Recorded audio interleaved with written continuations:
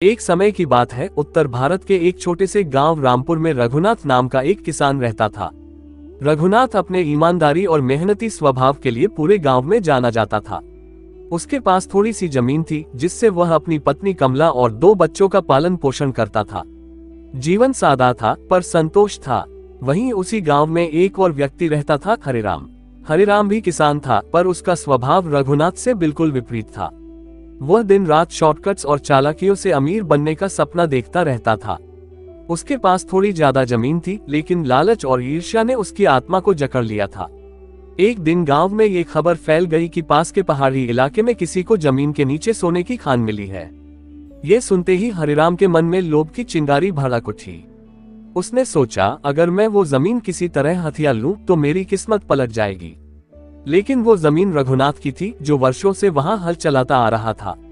हरिराम ने चालाकी से सोचा, मैं उससे फंसाऊंगा, डराऊंगा और मजबूर कर दूंगा कि वो जमीन मुझे बेच दे।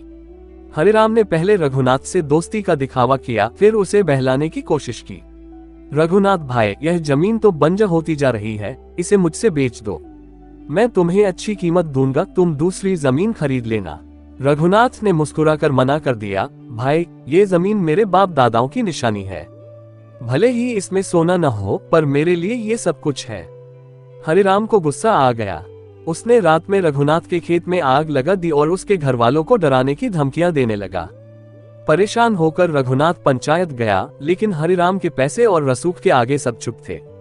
आखिरकार तंग आकर रघुनाथ ने जमीन बेच दी, पर जाते जाते उसने हरिराम से कहा, जो चीज जबरदस्ती ली जाए वो कभी सुख नहीं देती, संभल के रहना। हरिराम ने जमीन मिलते ही खुदाई शुरू कर दी। कुछ दिनों तक मजदूरों से दिन रात खुदाई करवाई गई, लेकिन सोने की एक चुटकी तक नहीं मिली। गांव वाले मजाक उड़ाने लगे, हरिराम अब मिट्टी में ही सोना ढूंढेगा। हरिराम ने मजदूरों की पगार देना बंद कर दिया और खुद पागलों की तरह खुदाई करने लगा। एक दिन अचानक खुदाई के दौरान जमीन धंस गई और हरिराम गड्ढे में गिर गया। लोग दौड़े, पर तब तक बहुत देर हो चुकी थी। हरिराम की मृत्यु की खबर पूरे गांव में फैल गई। जो आदमी कल तक दूसरों को डराया करता था, आज उसका शरीर मिट्टी के नीचे दबा था। रघुनाथ चुपचाप अपने खेत के पास खड़ा था, आंखों में आंसू लिए। उसने जमीन पर हाथ फेरते हुए कहा, इस धरती को समझना है तो प्यार से समझो, जबरदस्ती नहीं। गांव के लोगों ने उस दिन एक बात अच्छी तरह समझ ली। धन का लोभ अंधा कर देता है और यह अंधापन विनाश की ओर ले जाता है। रघुनाथ ने धीरे धीरे अपनी जिंदगी फिर से खड़ी की।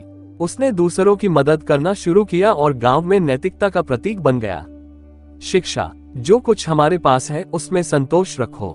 दूसरों का हक छीनकर कभी सुख नहीं मिलता। लालच मनुष्य को अंधा कर देता है और अंत में विनाश निश्चित है।